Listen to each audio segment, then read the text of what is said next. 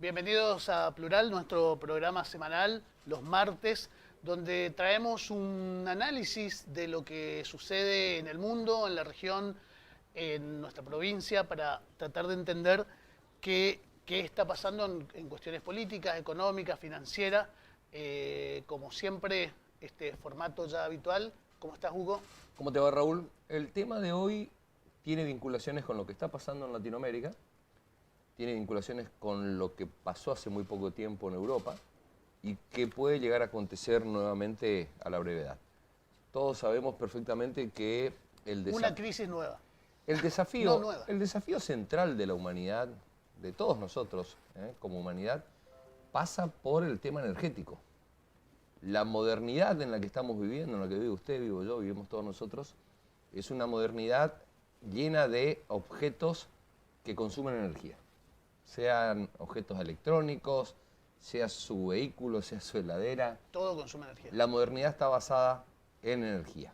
Así que el consumo energético no para de aumentar y el mundo se enfrenta a problemas que tienen que ver no solamente con la generación de energía como para satisfacer esa demanda energética, sino también con problemas crecientes producto de la generación energética que tiene que ver con la contaminación ambiental.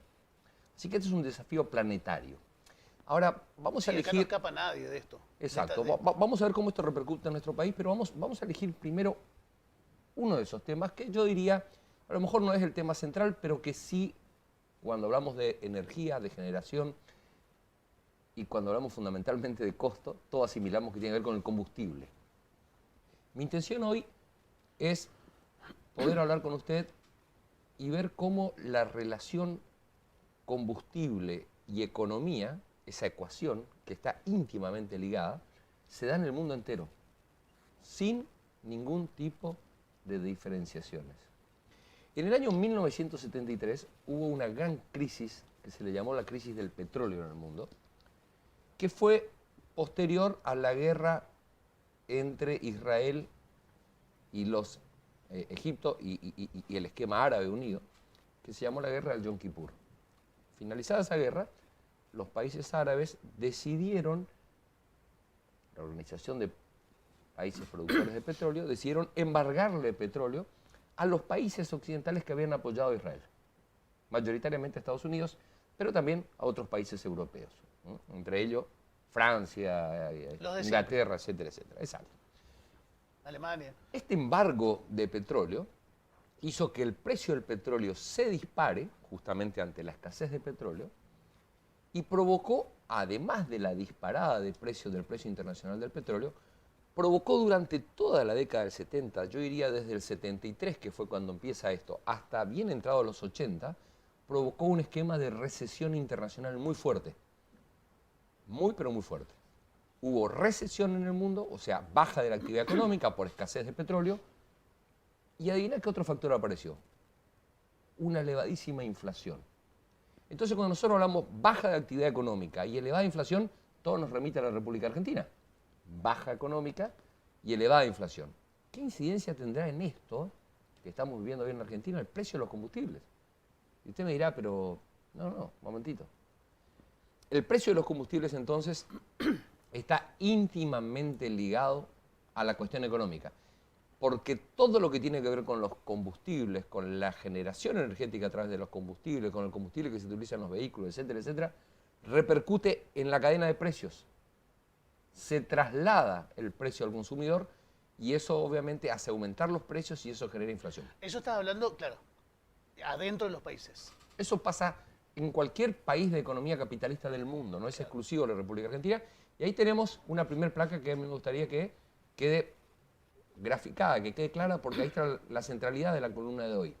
El costo del litro de combustible no solo determina cuánto gasta una persona, vos, yo, cualquiera que utilice su automóvil, eso sería una parte de la cuestión, sino que atrás de eso influye en los precios de productos básicos y definitivamente es un factor que genera inflación. No solamente por el transporte, ¿no? No solamente por el transporte. Entonces esto hay que saberlo. Cada vez que aumenta el combustible, genera un descalabro en la economía, un aumento de precios y claramente un alza inflacionaria. Esto es así, repito, en cualquier economía. Por eso estoy citando este antecedente del año 1973, que fue la crisis del petróleo que se dio en el mundo entero y que produjo estancamiento durante todos los 70 y además un elevado esquema de inflación. ¿Por qué digo esto? Porque cualquiera que estudia economía, y el mejor equipo de los últimos 50 años que lo rodea Macri debiera saber esto, son hechos que ya han acontecido en el mundo y que están introducidos en el estudio de la economía. El tema energético, el tema del costo de los combustibles. Una vez que nosotros dilucidamos esto de que claramente el costo del combustible repercute en la economía, necesitaría varios programas enteros para explicarle bien la metodología, pero esto es así.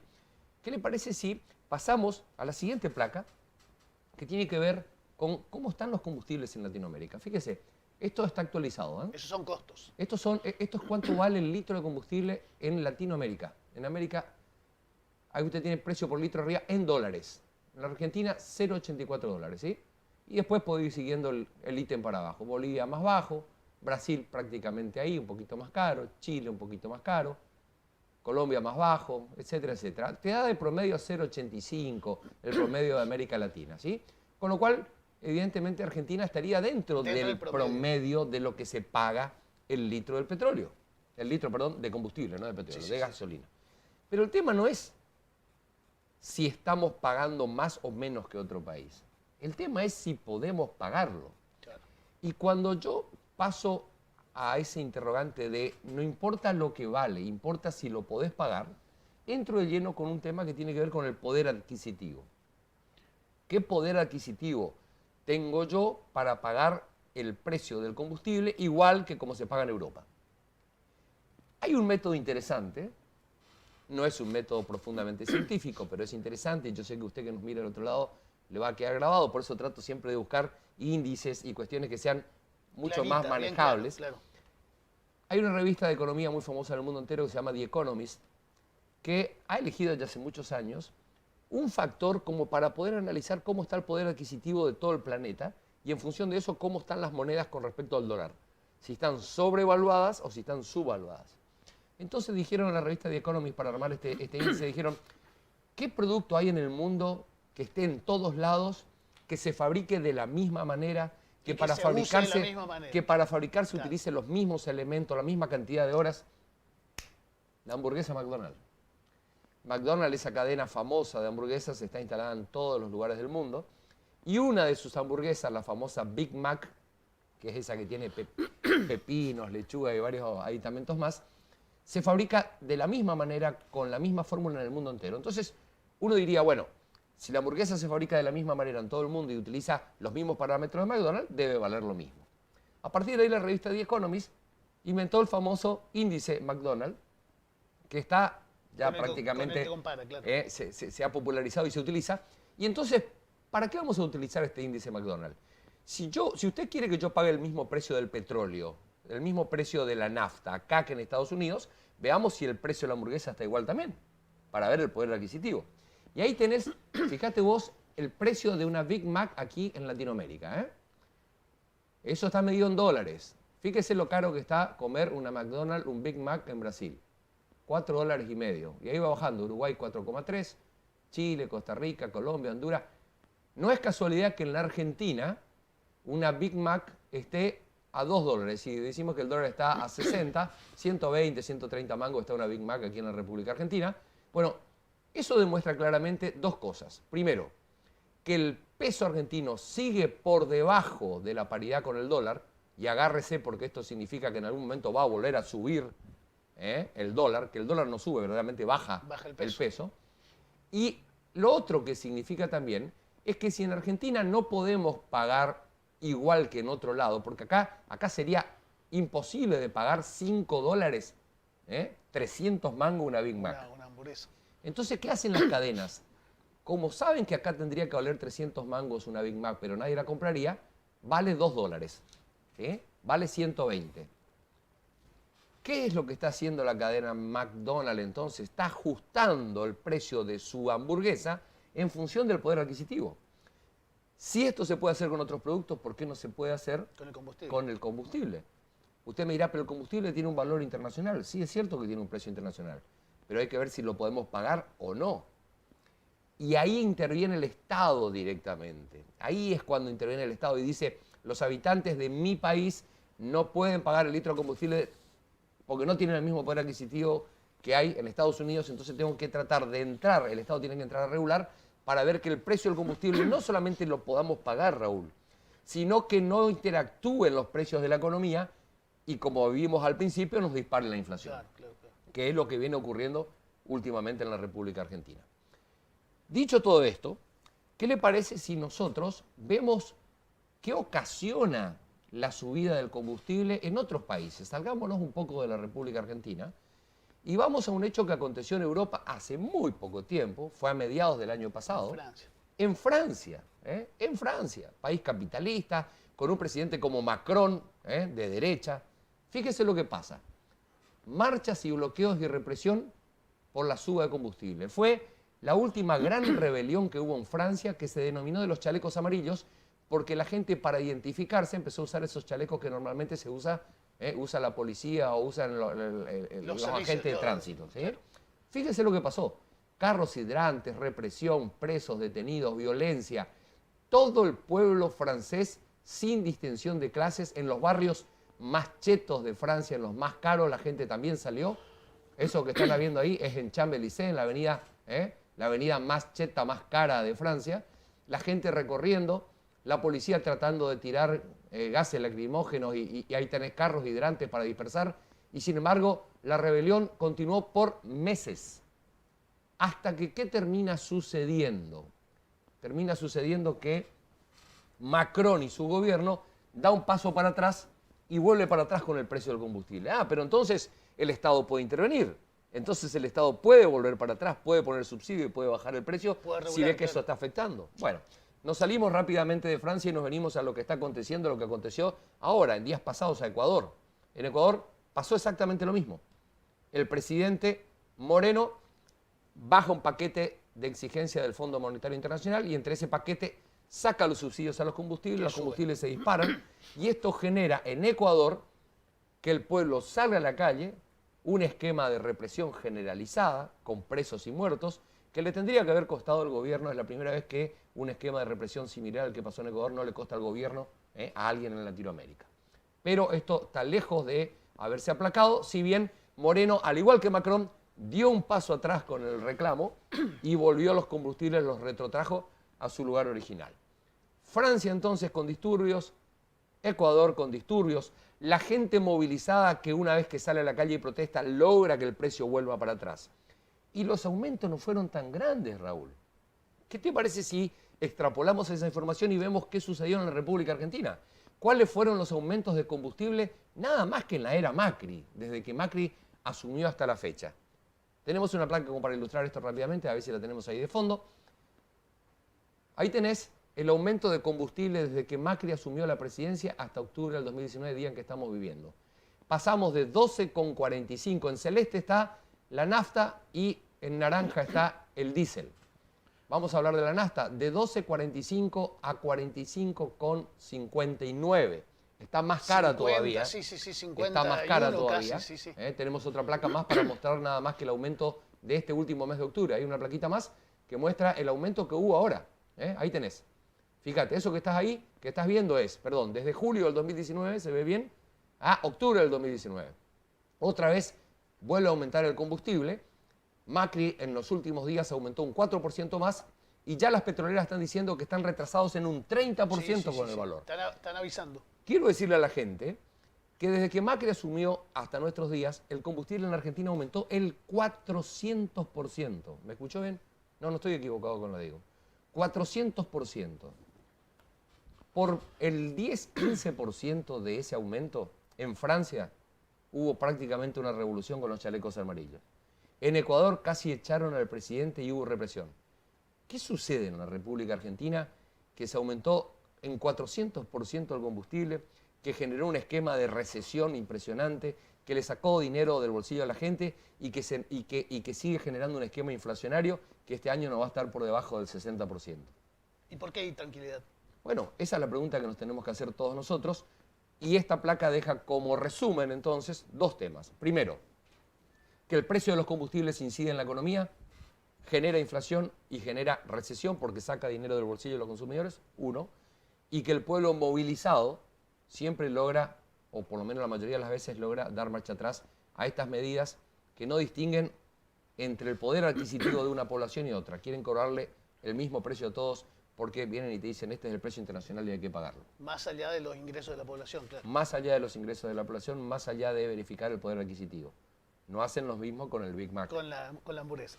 Gracias, Hugo. Nosotros volvemos después de la pausa.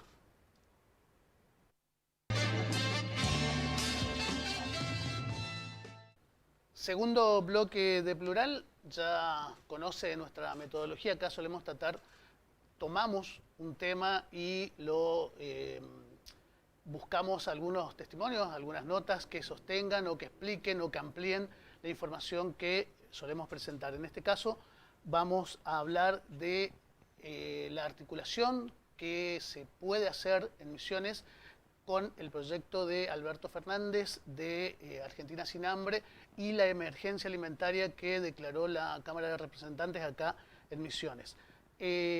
Alberto Fernández, de llegar a la presidencia en diciembre, propone un plan, que es la Argentina Sin Hambre, que tiene 4 ejes básicos o principales, 5 ejes. Mejorar la alimentación y la nutrición de la población, bajar el precio de los alimentos, crear empleo, implementar un sistema de alimentación sustentable y sostenible desde la producción hasta el consumo. Y se pone mucho énfasis en la producción, ¿no? en los productores de alimento, para que de alguna manera las campañas que se hagan, de igual manera que acá en la provincia con la emergencia alimentaria, las campañas que se hagan de nutrición sobre todo, se compre toda la producción a los productores locales. En Misiones, decía, se declaró la emergencia a mediados de septiembre, la emergencia alimentaria. Con la ley que crea esta emergencia se crea el Programa Provincial de Seguridad Alimentaria y Nutricional y se crea también el Consejo Provincial de Seguridad Alimentaria y Nutricional, que ya lo habíamos explicado. Hacemos esta introducción para poner en contexto la nota que hicimos con la diputada Liliana Rodríguez, que viene trabajando o que conoce estos temas por haber estado mucho tiempo en el Ministerio del Agro. Yo creo que viene a fortalecer lo que Misiones ya está haciendo, porque Misiones lo puede contar, porque Misiones ya lo está haciendo. Es distinto cuando vos venís a armar un proyecto y te vas a encontrar con un montón de cosas que Misiones ya se encontró y que las cambió, las modificó o que nosotros la podemos modificar ahora. Creo que va a fortalecer lo que Misiones viene haciendo y más obviamente si hay un financiamiento, porque viene a financiar algo que nosotros lo pusimos en práctica los misioneros desde hace un montón de años, así que me parece que va a aportar y ojalá que también desde la Nación puedan oír a los misioneros en todo lo que ya hicieron, ¿no? Para poder ellos empezar bien, digamos, un proyecto que lo van a empezar ahora y que nosotros lo venimos ejecutando hace varios años. Le preguntábamos a la diputada si el plan que presentó Alberto Fernández viene a fortalecer o a modificar algo de lo que se hacía en Misiones, y decía, bueno, claramente que viene a fortalecer y acompañar. Según los datos que manejan en la provincia de Misiones las organizaciones sociales, las organizaciones, asisten entre 17.500 y 19.000 personas por día con platos de comidas en los merenderos y en los comedores que hay en la provincia. Decían que hasta la llegada de la emergencia, hasta la ley de la emergencia alimentaria que declaró la emergencia alimentaria, trabajaban en forma independiente, la nación por un lado, la provincia por otro y los municipios por otro.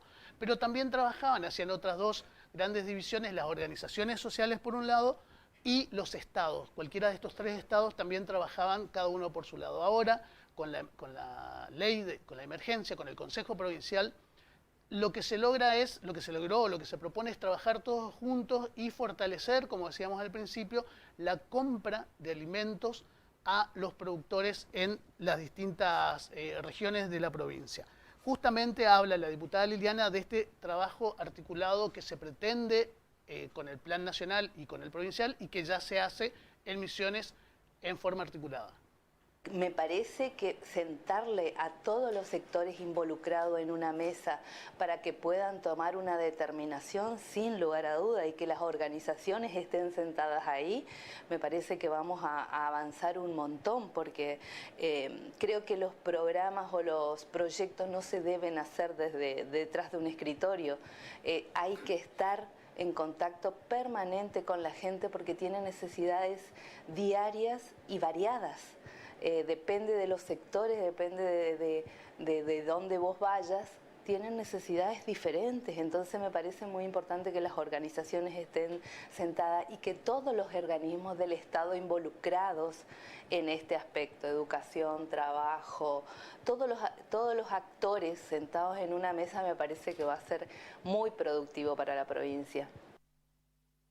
Bueno, este trabajo conjunto, por supuesto, tiene miradas positivas, conjunto entre nación, provincia, municipios y organizaciones sociales y Estado, como decía. Algunos datos que maneja la Organización de las Naciones Unidas para Latinoamérica dice que la malnutrición impide el adecuado crecimiento de 1 de cada 5 niños y niñas menores de 5 años, es decir, del 20% de la población en América Latina y el Caribe.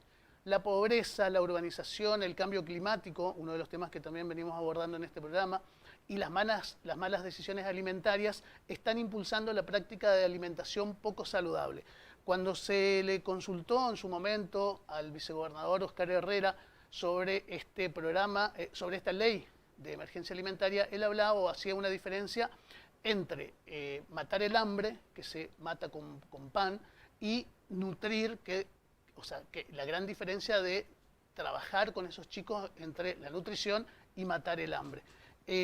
Hablábamos también justamente con la diputada Liliana Rodríguez si es posible que Misiones haga frente con esto de la soberanía alimentaria a las demandas que tiene nuestra población, porque también, según datos oficiales, cerca de entre el 5 y el 7% de lo que se consume en Misiones, de actividades producidas en el agro, solamente es ese porcentaje, entre el 5 y el 7%. Falta mucho todavía para lograr la soberanía alimentaria. Pero nos explicaba la diputada Rodríguez esto al respecto. Sin duda, el gobierno de la provincia desde hace un montón de años apuesta a la soberanía alimentaria. Pero tenemos muchos factores que tenemos que ver, ¿no? El tema es nuestros productores, como te decía, necesitan un acompañamiento constante. Nosotros tenemos, para mí, esto es mi opinión, proyectar un proyecto, hacer un proyecto sustentable en el tiempo, pero poder seguirlo, poder financiarlo, poder seguirlo, poder capacitarlo y no dejarle solo a los grupos de productores. Por ejemplo, yo siempre me viene a la cabeza el tema de Gobernador Roca, un polo productivo hortícola pero ¿cómo ellos surgieron? Ellos surgieron con el acompañamiento constante de la provincia y del municipio, continuamente ahí con ellos cuando necesitaban el asesoramiento, cuando por ahí tenían algún problema y no lo podían solucionar, estaban esas las dos organizaciones como el tema municipio y provincia ayudando a esos productores. Entonces ellos pudieron salir adelante. Me parece que por ahí esto de la coordinación, yo siempre digo, tenemos que estar todos los organismos y todas las personas que están involucradas en el tema para poder salir adelante en un proyecto. No mirarlo, no tener miradas distintas y estar separados. Tenemos que juntarnos para mirar juntos hacia un horizonte. Me parece que eso es fundamental para poder llegar a una soberanía alimentaria. Nosotros en Misiones tenemos, la verdad, que un montón de cosas que han crecido, ¿no? Por ejemplo, llegamos a un momento en el tema ganadero en que habíamos crecido un montón y que por ahí hicimos un parate. Y ahora volvemos a resurgir. Me parece que esos parates tenemos que ver por qué surgieron, ¿no? Y buscarle el camino de salida para no volver a parar.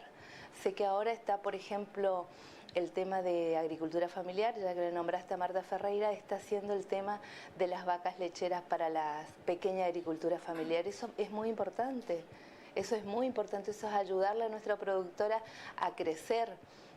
Seguramente Marta ya habrá visto todo, hizo todo el relevamiento previo para poder entregar esos animales, y es muy importante. Sé que Marta recorre mucho la provincia y me parece que eso es lo que tenemos que hacer. No tenemos que hacer programas desde detrás de los escritorios, tenemos que ir a los territorios, tenemos que hablar con la gente. Ellos saben lo que quieren y lo que pueden. Nosotros lo que tenemos que hacer es orientar, obviamente con el conocimiento, pero a su vez fortalecer lo que ellos quieren hacer. Creo que podemos hacer muy grandes misiones si nosotros tomamos ese camino. Bueno, habla la diputada Liliana de hacer un acompañamiento a los productores, ayudarlos a producir, buscar que el Estado esté presente en las necesidades que tienen. Otros datos de UNICEF respecto a la situación nutricional de nuestros chicos en América Latina, dice que 2 de cada 5 niños entre 6 meses y 2 años, población de América Latina, no recibe la alimentación esencial para el crecimiento, como legumbres, frijoles, lentejas, los porotos, fibras, proteínas, hierro, cobre, magnesio. Solo 1 de cada 2 niños fue alimentado con legumbres, por ejemplo, en ese rango de edad. Y también habla de la malnutrición y del aumento del sobrepeso de los chicos mal alimentados, por supuesto. Cuando hablábamos con la diputada, también hacía hincapié recién, y lo refuerza, con respecto a la necesidad que tienen los productores de tener un acompañamiento del Estado en sus necesidades, en proyectos que vengan de los productores hacia el Estado y no en proyectos que bajen de escritorios, decía, desde el Estado hacia los productores. Esto nos decía al respecto. El sector productivo lo que quiere es vivir de su trabajo, vivir de su producción. ¿Y qué pueden? Vivir de su trabajo y vivir de su producción. ¿Por qué? Porque ellos son trabajadores. Ellos solamente necesitan una orientación de qué es lo que pueden hacer. Yo no te puedo explicar la cantidad de productores que yo digo, ¿cómo puede ser que hayan salido adelante a pesar de la crisis nacional que estamos viviendo? Y sin embargo salen. Son ejemplos de cómo salir.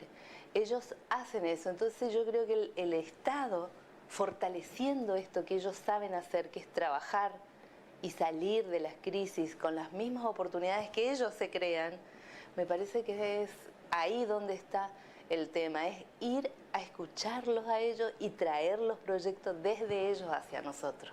Y ahí poder consensuar, sentarnos en la mesa y que ellos nos cuenten qué es lo que quieren hacer, qué es lo que pueden hacer.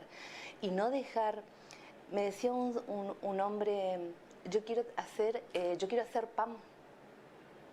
Entonces yo le decía, qué bueno, ¿y qué necesita? Y el hombre me dijo, necesito aprender a hacer pan y necesito aprender a manejar una panadería. Entonces ellos saben perfectamente lo que son capaces de hacer, pero nosotros tenemos que tener los oídos para escuchar y poder hacer eso que ellos quieren, transformarlos en un proyecto y en una realidad. Para cerrar los números y los datos que de UNICEF, tengo la última cita. 4 millones de chicos menores de 5 años en América Latina tienen sobrepeso. El país donde mayor sobrepeso tienen, porque indica una mala nutrición, es la Argentina. 2 de cada 5 adolescentes, chicos y adolescentes, tienen sobrepeso. Finalmente, nos decía, hablábamos con la diputada Liliana Rodríguez sobre la posibilidad real que tiene la producción de sostener, de entregar y de poder cumplir con las demandas para no solamente para los comedores que van a trabajar con la emergencia alimentaria, con la atención de los sectores vulnerables, sino en general. Es uno de los problemas la continuidad en la producción. Esto nos decía al respecto. Es el tema de las 3C, ¿no? Calidad, continuidad y cantidad. Nosotros tenemos 2 problemas con nuestros productores, que es la cantidad y la continuidad. Yo leía el tema de la ley de góndolas y nuestro problema es ese. la continuidad y la cantidad de mantener una góndola en un supermercado. Por eso hoy no hablé de la ley de góndolas cuando te estaba hablando del programa. Yo te hablé del tema de la feria franca, te hablé del puerta a puerta y tenemos algo fundamental que no tenemos que sacar en este mundo que vivimos y en la sociedad actual de la tecnología, el mercado electrónico. El que la gente de la ciudad pueda comprar vía internet y que el grupo de productores del interior un día traiga en un camión todo y que solamente tenga que ser el tema de te entrego la mercadería que me compraste. Hay un montón de cosas por hacer, ¿sí? Pero tenemos que organizarnos, tenemos que coordinar todo y empezar. Así que creo que lo que el gobierno nacional puede hacer es fortalecer lo que nosotros venimos trabajando. Me parece que las políticas las tenemos que fijar los misioneros y seguir trabajando en pos de eso. No es que ellos puedan venir a fijar una política que no conocen cómo está dada, ¿no? Tiene que ser de acá para allá, no de allá para acá. Bueno, el gobierno nacional puede aprender mucho de lo que está haciendo la provincia de Misiones desde hace mucho tiempo. En resumen, decía la diputada Liliana Rodríguez. Nosotros hacemos una pequeña pausa y volvemos enseguida. Bueno, tercer bloque de Plural. Bienvenido a la mesa, Pato Donofrio. ¿Qué ¿Cómo tal? estás? Gracias por invitarme hoy. Y te invitamos para hablar del acontecimiento político del domingo, el debate presidencial. Sí, yo entre otros temas. Como tengo estructura parecida a la de La Baña, voy a empezar. No se puede hablar del debate presidencial si no articulás con lo que dijo el doctor Escalada en el primer bloque y lo que dice Liliana Rodríguez en el segundo bloque. A ver. Para después hacer el anclaje. Porque ¿qué nos interesa a nosotros desde Misiones? Ver cómo nos afectan todas estas cosas. Claro. El análisis del debate presidencial, si vos repasás todos los diarios, los Facebooks de los candidatos, vos podés llegar a la conclusión de que todos se sintieron ganadores. Sí. Porque hacen un abordaje del debate desde el objetivo que tuvieron. Cada uno le habló... A su público. Yo no lo llamaría público. A su votante. Sí. Si no, queda muy pasivo, amigo. Sí. Pronuncia bien las palabras, decía uno. Ese análisis no tiene sentido para la gente. Vos podés decir, Alberto lo acostó de entrada porque le dijo que era un mentiroso. La gente de Macri dice, lo acostó porque dijo que Kicillof es narco... Iba a ser una narcocapacitación. Una narcocapacitación con una rémora de Aníbal Fernández. No pasa por ahí el análisis. Si vos analizás Macri, Fernández, Labaña y todos por separado, no llegás a ninguna conclusión. Y es lo que se dedicaron todos los medios. Yo lo que diría, ¿cuál es la diferencia para el espectador? La diferencia para el espectador es que están los 6 juntos. Es el escenario. Y en ese escenario aparecen como visiones diferentes que van encuadrando el debate. Claro. No por la ubicación, sino por lo que representan. Vos tenías a Esper, que es un liberal verdadero. Esper expresa la utopía del liberalismo como relato emancipador de la humanidad. Claro. Y en el otro extremo, no te estoy hablando de la ubicación en el otro extremo ideológico. El otro extremo ideológico, lo tenías a Del Caño, que expresa la utopía del socialismo o del comunismo como realización y superación del capitalismo en la evolución de la humanidad. Es decir, que tenía dos cosmovisiones extremas. Esas dos cosmovisiones extremas, vos la escuchás todos los días y no la escuchás, la dejás pasar, cuando Esper habla de la utopía. Cuando Del Caño de la utopía, por algo tiene cada uno poco intención de voto. Pero puestas en el escenario, Claro. enriquecen de qué se trata todo. El todo es superar a las partes. Y Del Caño, ¿qué es lo que hace? Con la utopía del socialismo, que rompe con el posibilismo de la realpolitik, termina encuadrando la significación del Frente del Todo. ¿Qué hace Sper? No lo corre a Macri por derecha, desnuda la falta de ideología de Macri. Si Macri es neoliberal, que él cree que es un insulto, pero no es desde el punto de vista filosófico. El liberalismo es un relato integrador de los acontecimientos que explican qué es lo que pasa en el mundo. Desnuda que Macri es simplemente un gobierno de negocios. No es liberal. Y lo corre también el ultraconservador militarista que tenía la obsesión de pronunciarse en contra de la legalización o de la despenalización del aborto, Gómez Centurión, un héroe de Malvinas, también los desnudaba a Macri y no le permitió apropiarse tampoco de la pelea celeste. De ese discurso, claro. Ese discurso. Pero tanto Gómez Centurión como Del Caño lo que hacen es encuadrar las contradicciones que tiene adentro el Frente de Todos. El Frente de Todos, como el nombre lo indica a todos, es el cachol. Es decir, es un frente que quiere representar todo. No puede representar todo. Eso es lo que desnuda Del Caño. Entonces, pero tanto la utopía comunista como la utopía liberal son cosmovisiones de filosofías que fueron construidas en Europa. Es una mirada eurocentrista. No son nuestros conceptos, claro. No son nuestros conceptos.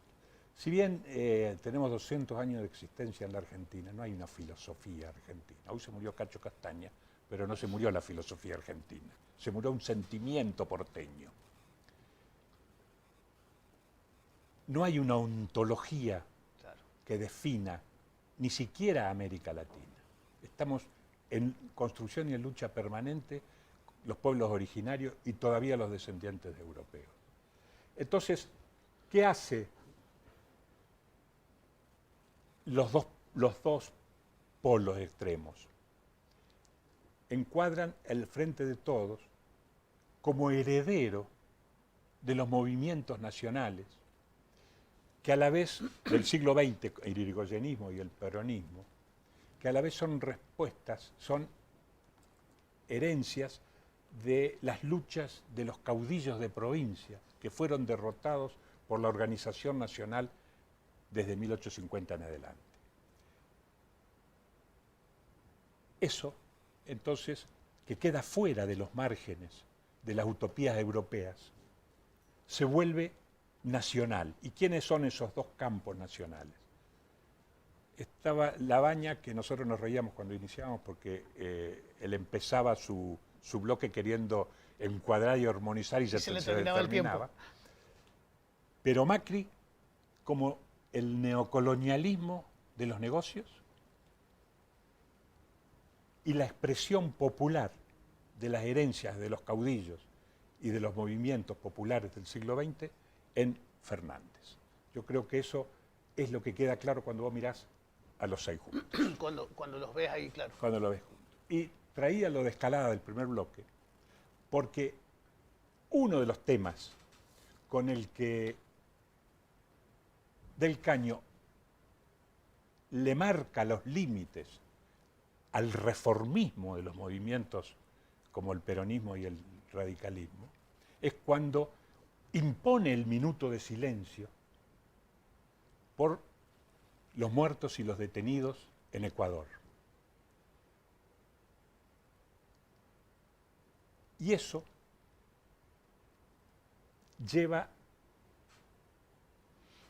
trae a colación con los debates que se producen en la Argentina al interior del Frente de Todos, que está liderado, el candidato Alberto Fernández, fue el responsable de que Cristina Fernández de Kirchner perdiera la elección en la provincia de Buenos Aires porque Fernández le armó el grupo Randazzo. Claro. esas tensiones que hay ahí adentro, entre lo que como mérito dicen no haber votado nada durante los años de Macri, y los otros que manejan los tiempos como la Realpolitik, porque Alberto Fernández apoyó la ley que permite el pago de la deuda a los buitres, a pesar de que estaba en el llano. Del Caño, cuando dice, ¿te vas a jugar? ¿Quién pone los muertos? Claro. Bueno, nos jugamos, pero ¿quién pone los muertos? Lo que no le votaron nada a Macri, desde un escritorio fácil. Es fácil decirlo, claro. Un escritorio fácil.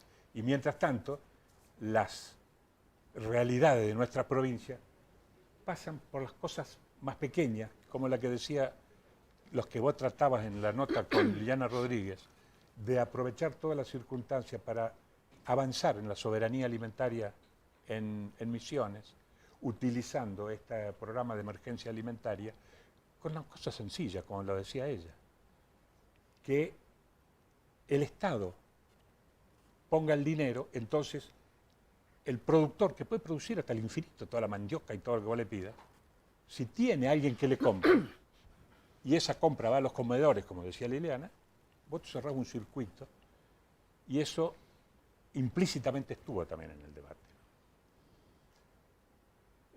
Sí, que yo no me prendo en los golpes. Claro, en los golpes bajos, las chicanas y las chicanas y las quién ganó, descalificaciones, y quién ganó, claro. porque Macri repitió todo lo que dice en las giras de despedida, Fernández todo lo que viene diciendo como proyecto. Y cada uno repitió su speech. Y cada uno repitió ese speech, pero juntos Adquiere otra lectura. Adquiere otra lectura, exactamente. Esto tiene que ver también con los tiempos que se vienen en la provincia.